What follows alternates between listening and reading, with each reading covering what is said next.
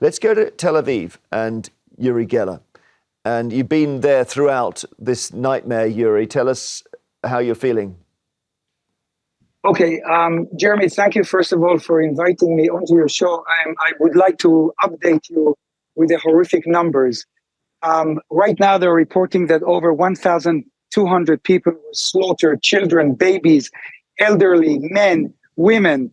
I believe the figure might climb up to 2,000 slaughtered, over 3,500 injured, maimed. The psychological damage is unmeasurable. It's just shocking.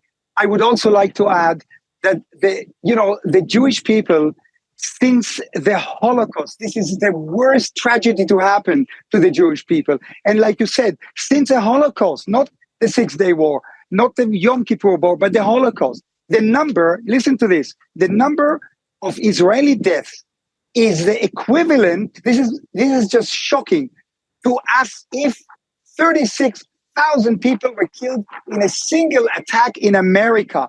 No doubt Iran is behind the attack, even without tangible proof, because Iran made the conditions right where this attack was possible, the same as Hitler made the Holocaust possible. It's just absolutely shocking. And I believe, I've known Netanyahu for 55 years since he was in a commando. I believe that Netanyahu is the right prime minister to finish off Hamas. Okay. Now, you must remember that... I'm just going to ask you a question because just before I came to you, you will have heard me say, what does Israel do about Iran? And that is the big question here, isn't it? Yes, it is. Let me just, one more important, we are a country of dog lovers. Look, Hamas shot all the dogs. They shot all the pets. Unbelievable. Now, Iran. I believe that all this is also a diversion to give Iran time to create a nuclear bomb.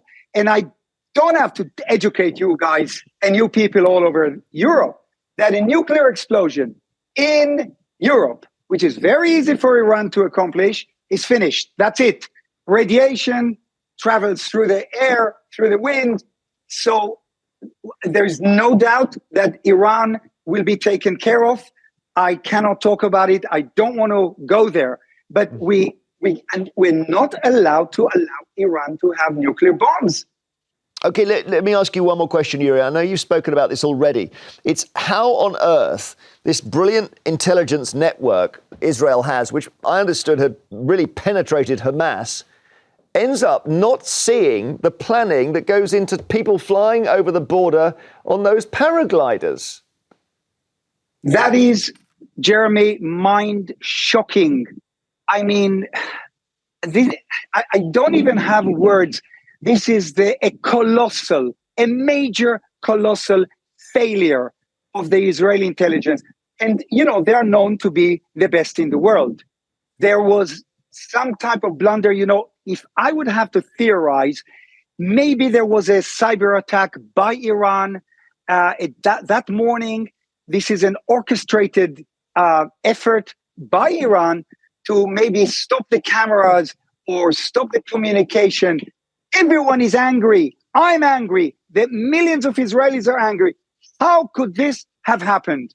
I've no other words. We're shocked. People are look behind me. Tel Aviv is perched. And the reason I'm on the roof is because an hour missiles coming not only into Tel Aviv, all over Israel.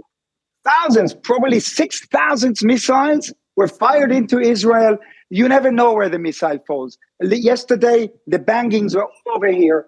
The missiles are not guided, so they can fall anywhere. So everybody out there in every city in Israel must be very vigilant, must be very careful that when they hear the sirens, they go to take cover. All right. We're seeing some articles in the papers here, Uri, about celebrities in the West who are very quick to condemn governments on other stories like refugees and so on, but they're being accused of being silent on this. Now, is that something you think is legitimate criticism?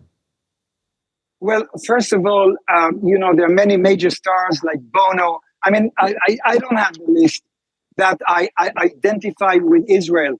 But Jeremy, decapitating babies' heads.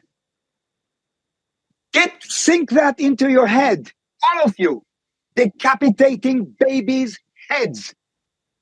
This is worse than ISIS, by far. No one is to be silent about this. Everybody has to voice their voices. You have to be heard, if that answers your question. Let's talk to Paul in London. Hi, Paul. Good morning. How's this affecting you? I have a close family in Israel.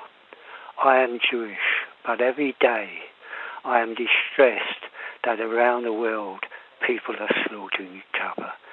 And now it's happening in Gaza and in Israel. My personal opinion is that we cannot allow our inhumanity to be lost. I'm requesting the government of Israel to allow food, water, medicine, and any other resources into Gaza, even though I know my family are in risk, and even though I am hated by people in Gaza. I've experienced my own hate here in England.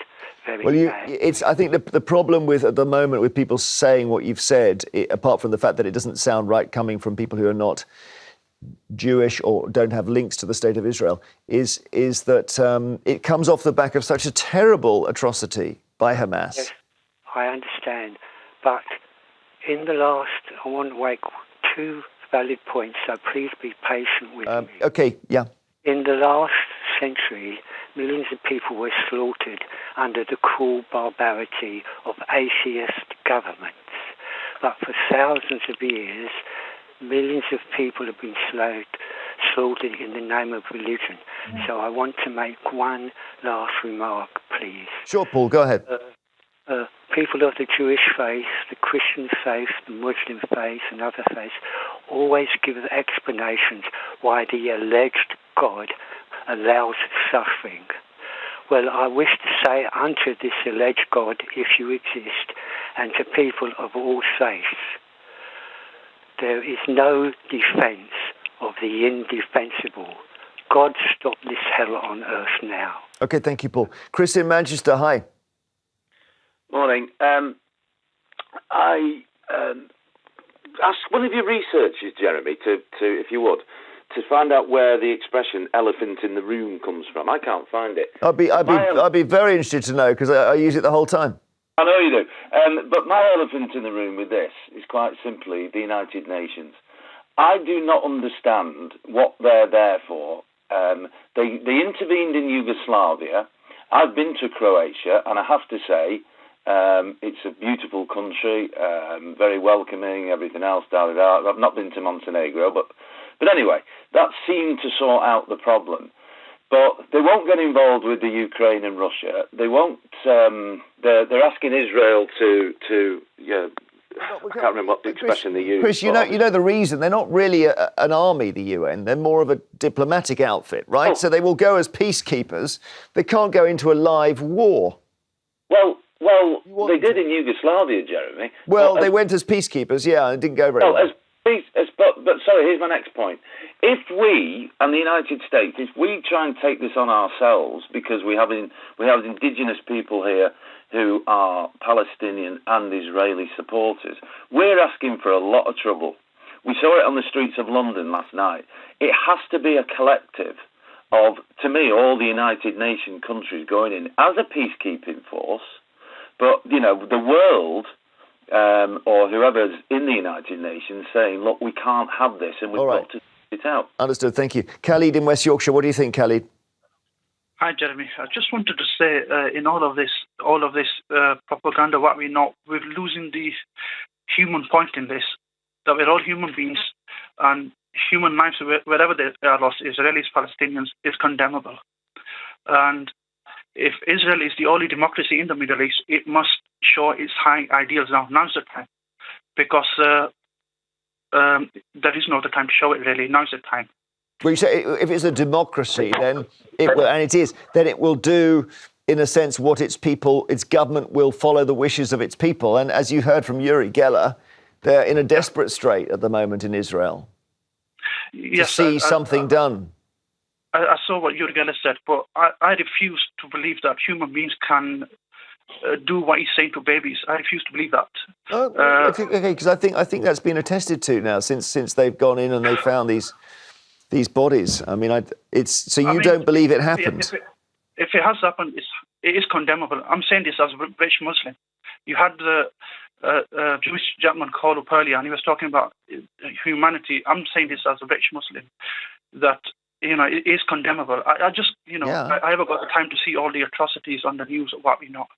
But two wrongs don't make a right. Okay, okay. You're concerned for what's happening in Gaza now? Yes. Two wrongs don't make a right. And what's happening in Gaza is equally condemnable.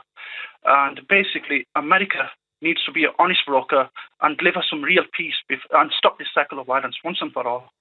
And find either a one-state solution or a two-state solution, whatever works, be an honest broker. Yeah, I hear you. I think we're probably moving further away as a result of the weekend. That's the trouble here, Carol, isn't it? That is the trouble, yeah. Arabs. So Saudi Arabia is about to recognise Israel. Maybe that won't happen now. No, yeah. I think it probably won't. Was Khalid actually saying there he doesn't believe these killings actually happened? Well, no, he doesn't believe that babies were decapitated. So there's some discussion online. The Israeli Defense Forces haven't confirmed that 40 babies were decapitated, which is the headline. They haven't confirmed it. It was a report made by an Israeli reporter. It's not firmed up. Okay, all right.